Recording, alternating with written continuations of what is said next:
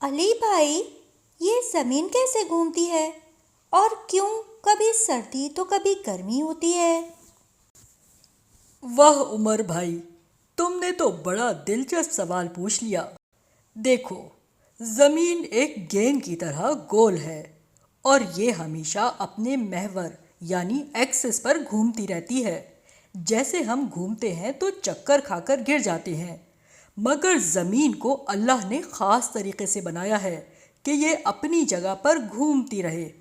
اس کے گھومنے سے دن اور رات بنتے ہیں۔ پھر سردی اور گرمی کیوں آتی ہے؟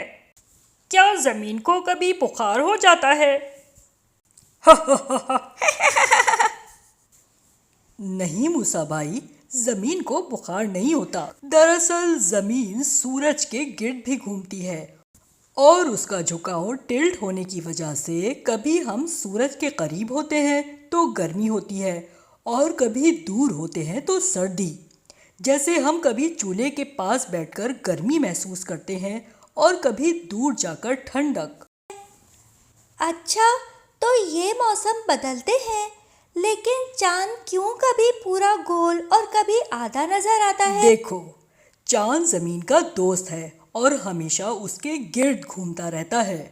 جب سورج کی روشنی چاند کے ایک حصے پر پڑتی ہے تو ہمیں وہی حصہ چمکتا ہوا نظر آتا ہے، تو تمہیں صرف ایک طرف روشنی نظر آئے گی۔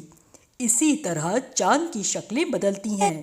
اللہ نے فرمایا، وہی ہے جس نے سورج کو روشن اور چاند کو چمکدار بنایا اور اس کے لیے منزلیں مقرر کیں تاکہ تم سالوں کی گنتی اور حساب معلوم کرو۔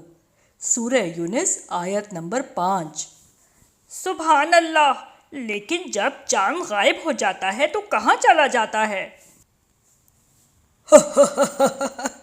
وہ غائب نہیں ہوتا، بلکہ سورج کی روشنی اس کے اس حصے پر پڑتی ہے جو ہمیں نظر نہیں آتا۔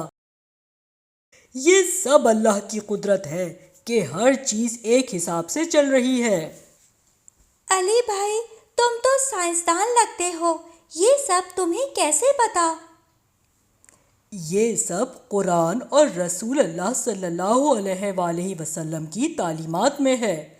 حضور اکرم صلی اللہ علیہ وسلم نے فرمایا، علم حاصل کرو، گھر سے چین تک بھی جانا پڑے تو جاؤ۔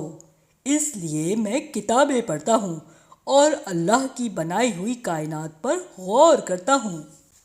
چلو، آج ہم بھی عہد کریں کہ ہم ہمیشہ سیکھتے رہیں گے اور اللہ کی بنائی ہوئی چیزوں کو سمجھیں گے۔